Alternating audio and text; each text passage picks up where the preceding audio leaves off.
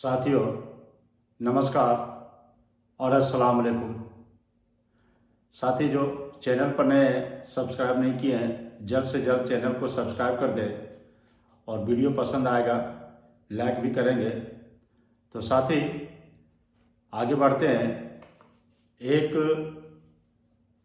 गांव में एक मस्जिद के बगल एक टूटे से घर के सामने एक आईएएस अफसर और एक पुलिस की गाड़ी आकर के रुकती है और उस गाड़ी से एक महिला अधिकारी उतरती है और अंदर गली मोहल्ले में एक मौलवी साहब के टूटे हुए घर में जाती है और जाकर के मौलवी साहब से लिपट कर रोने लगती है और बाहर गाड़ियों का काफिला देख करके पूरे मोहल्ले के लोग जमा हो जाते हैं और एक दूसरे से कहा सुनी कि आखिर में हुआ क्या है, इतनी बड़ी बड़ी गाड़ियां आके यहाँ लगी हुई है, पुलिस भी है, बंदूकें भी है और एक महिला अधिकारी जो अंदर जा कर के मौलवी साहब के घर में बात कर रही है। आखिर मौलाना साहब ने ऐसा कौन सा घटना या कौन सा कांड कर दिया है जो इतनी भीड़ हमारे मोहल्ले में आज लग गई है।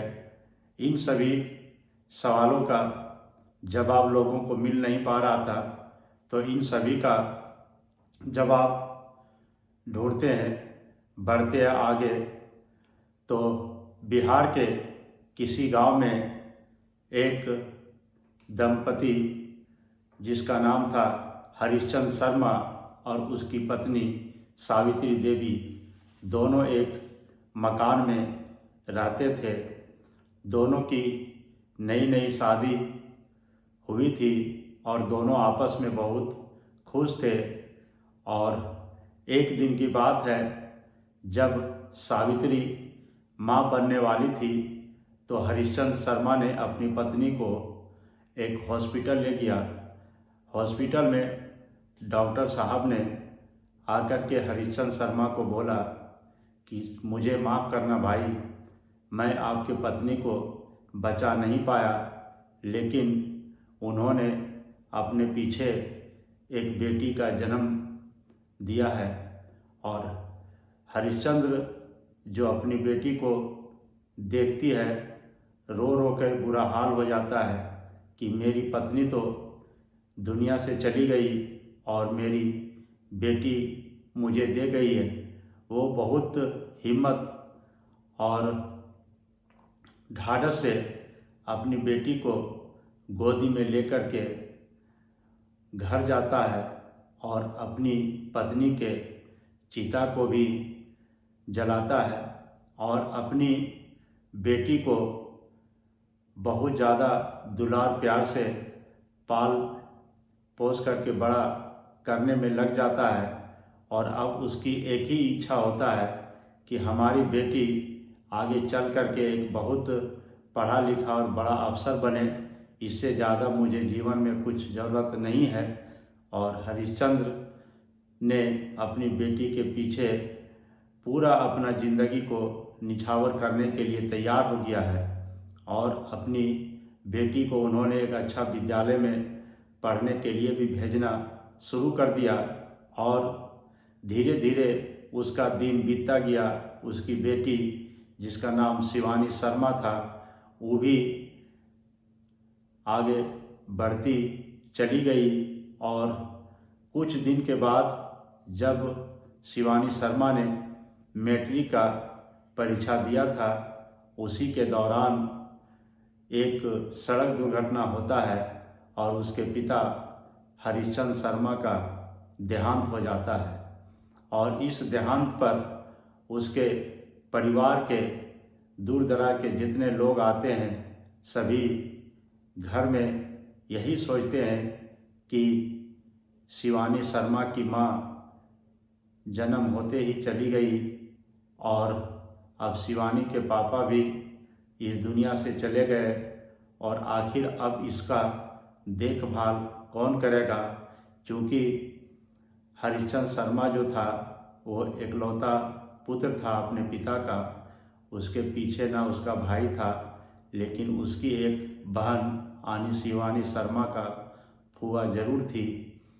कुछ डिसीजन होता उससे पहले शिवानी के फूआ ने बोला कि शिवानी को मैं अपने घर ले जाऊंगी और अपने बेटी की तरह इसको पालूंगी, पढ़ाऊंगी, लिखाऊंगी। और यह सुनकर रोते हुए शिवानी शर्मा आकर के अपनी फूआ से लिपट जाती है। अब बोलती है, फूआ मुझे अपने ही घर ले चलो, मुझे पढ़ना है, मुझे कुछ करना है। मेरे पापा ने मुझे आईएएस अफसर बनाने के लिए मेरे पीछे बहुत मेहनत किए थे, और हम चाह रहे हैं कि अब दुनिया में ना मेरी माँ रही ना मेरे पापा रहे, और सिर्फ हम हैं। तो हम इन दोनों के सपने को साकार करेंगे। और यही सोचकर वो अपने फूआ के साथ फूआ के गांव चल जाती है। और जैसे ही शिवानी शर्मा अपने फूआ के घर जाती है, उसकी फूआ उसको सभी कामों में उलझा देती है। खाना बनाना, बर्तन साफ करना, घर के सारे काम करना वगैरह, एक महिला के लिए घर का जितना काम होता है वो सारे कामों में शिवानी शर्मा को उसकी फूआ ने सम्मिलित कर दिया।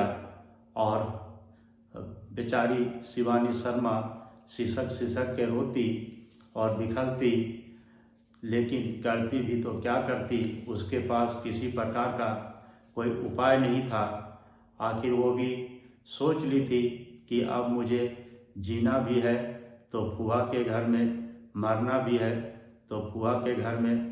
वो अपने हिम्मत करके फूआ के घर में रहती थी। जिस तरह से जो काम उसे बताया जाता था वो करती थी। इसी तरह से कुछ दिन बीत गया, और जब उसकी 10वीं की रिजल्ट आई तो शिवानी शर्मा का जो रिजल्ट था वो पूरे ज़िले में टॉप की, वो जिला टॉपर बनी। और उसका पढ़ाई देख करके, उसका रिजल्ट सुन करके कई लोग भी प्रभावित हुए कि देखो आज उसके पिता नहीं है, आज उसके पिता होते तो ये लड़की पता नहीं कहाँ होती। और देखिए इतना तेज तरार पढ़ी लिखी लड़की अपने फूआ के यहाँ आकर के किस प्रकार से अपना गुजारा कर रही है। और शिवानी ने जब अपना रिजल्ट देखा तो अपनी फूआ से बोला कि फूआ मुझे पढ़ना है, मुझे मेरे पापा ने आईएएस अफसर बनाने के लिए सपना देखा था, मैं उनके सपना को साकार करूंगी। आप मुझे पढ़ने दें, आप मुझे जितना भी काम बताएंगे मैं सारा काम करूंगी, लेकिन आप मुझे पढ़ने ज़रूर दें।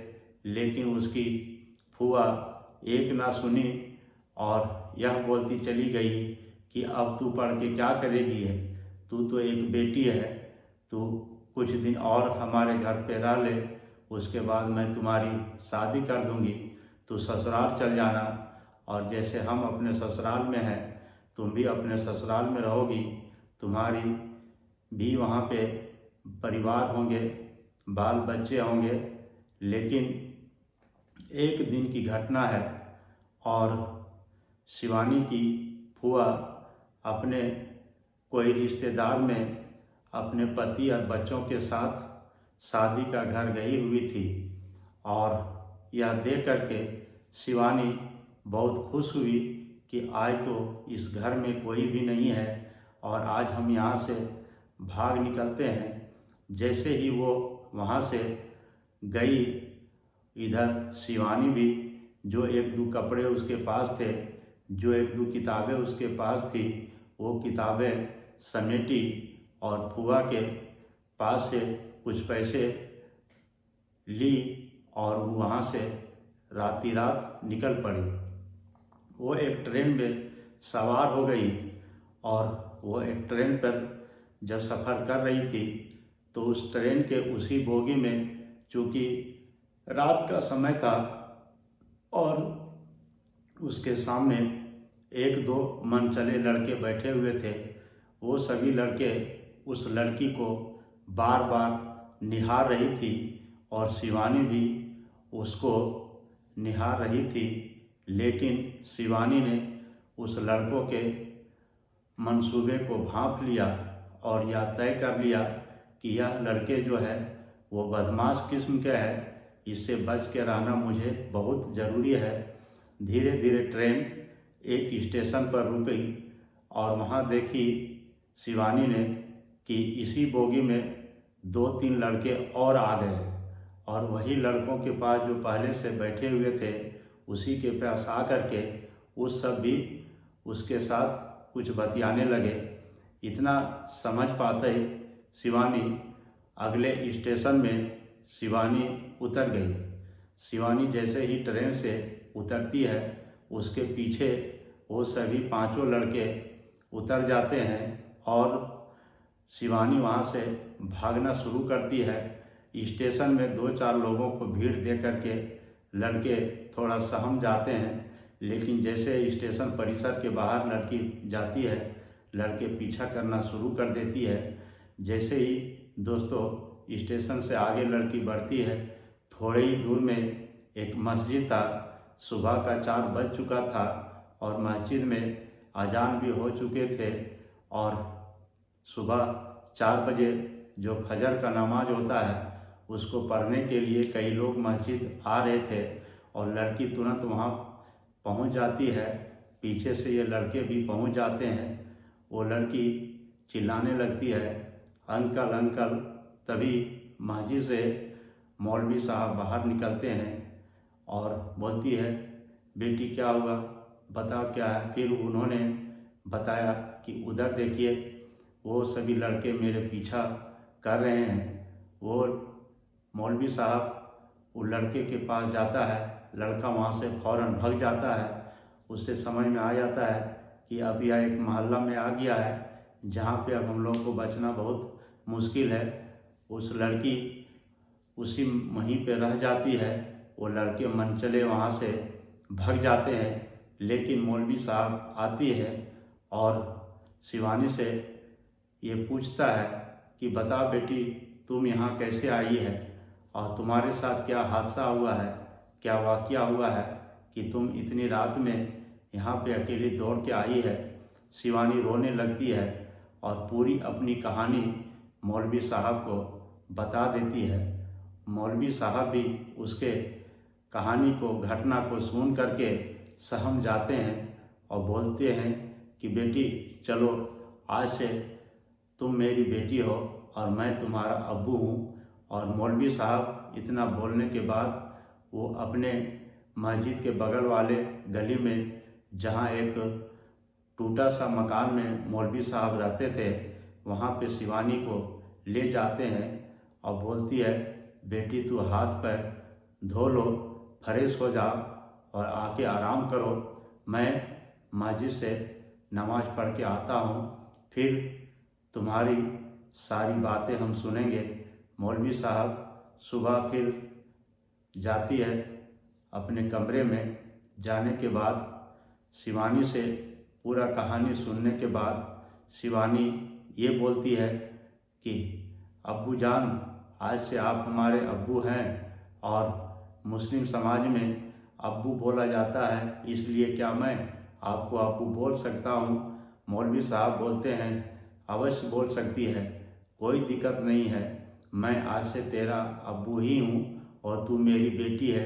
लेकिन तू एक बात सुन, मैं मुस्लिम हूँ, तू हिंदू है, हिंदू की कौन सी बिरादरी है मुझे पता नहीं, लेकिन तू जो चाहे अपना धर्म मान सकती है और तू जैसे कहेगी वैसे ही आज के बाद हमारे घर में खाना बनेगा।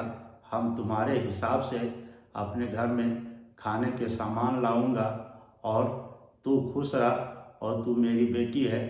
मौलवी साहब को पहले से कोई औलाद नहीं था, ना उसकी पत्नी पहले ही गुजर चुकी थी, इसलिए मौलवी साहब अकेले थे। 52-55 साल उनका उम्र हो रहा था और शिवानी मौलवी के साथ में रहने लगी। और एक दिन शिवानी ने मौलवी साहब से बोली कि अब्बू, आप मुझे मेरा एडमिशन करा दीजिए, हम पढ़ना चाहते हैं।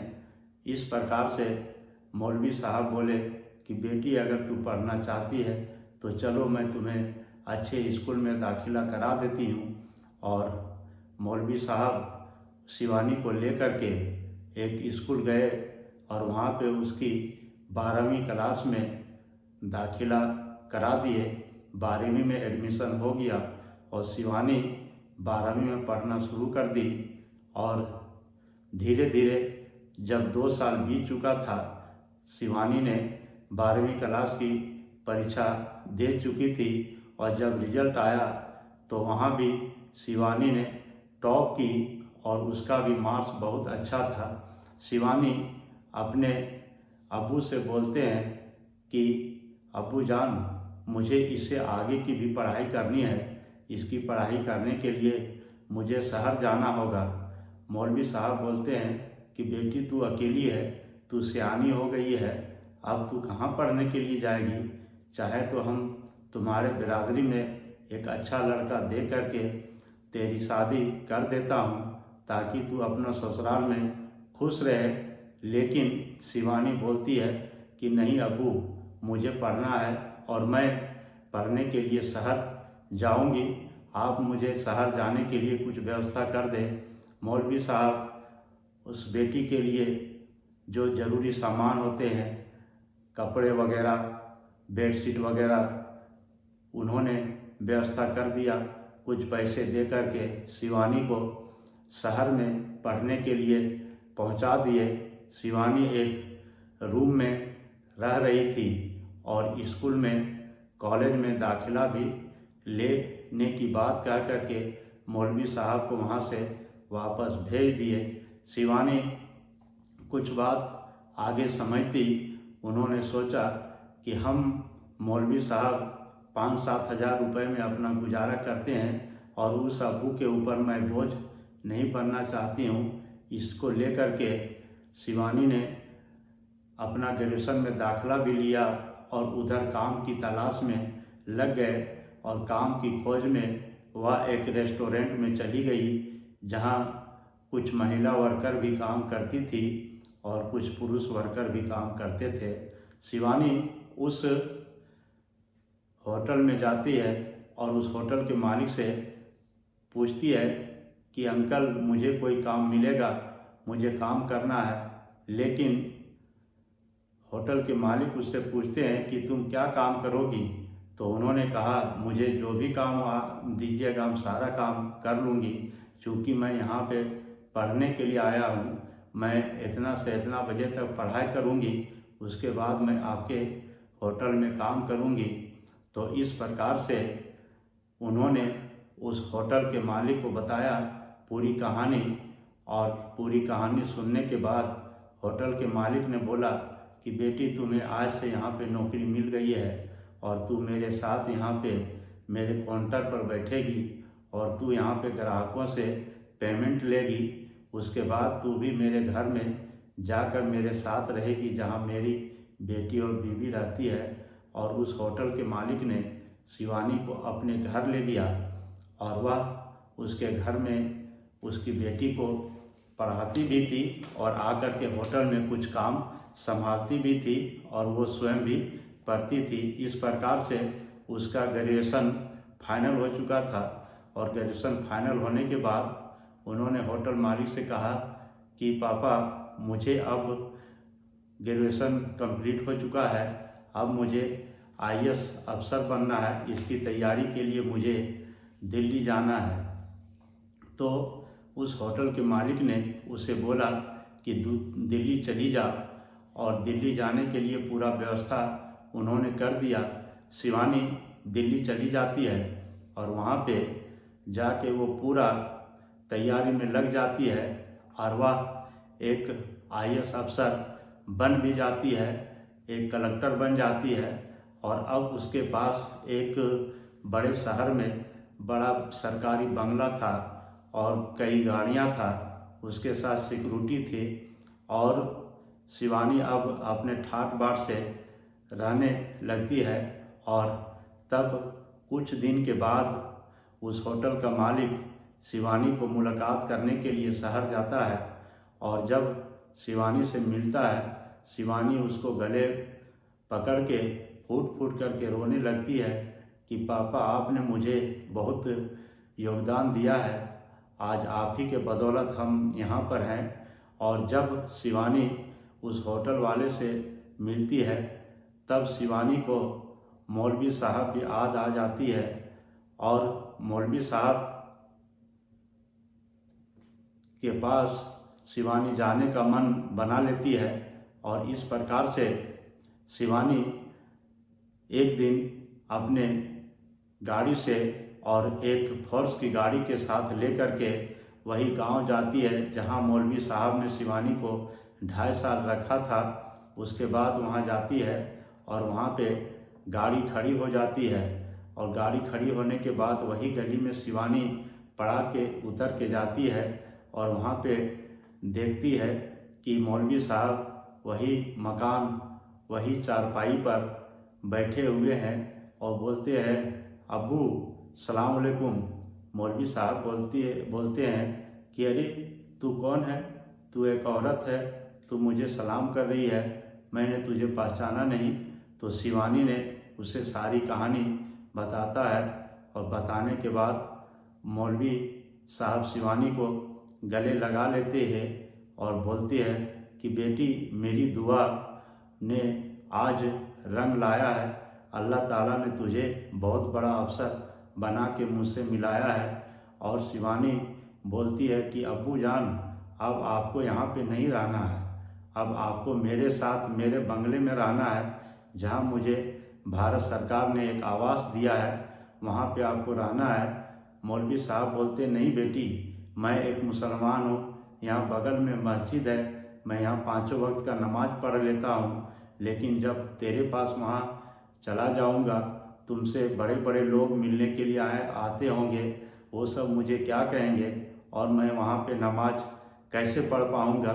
शिवानी बोलती है कि ये सारी चीज़ें आपको नहीं सोचना है, आप मेरे साथ चलिए, वहाँ सभी चीज़ का व्यवस्था है। मौलवी साहब का सारा सामान समेट करके शिवानी अपने गाड़ी में रख लेती है और मौलवी साहब को लेकर के वो शहर आ जाती है और आ करके उसके घर में रहने लगते हैं। मौलवी साहब उसी प्रकार एक बाप बेटी जिस हिसाब से अपने घर में रहते हैं उस हिसाब से रहने लगे।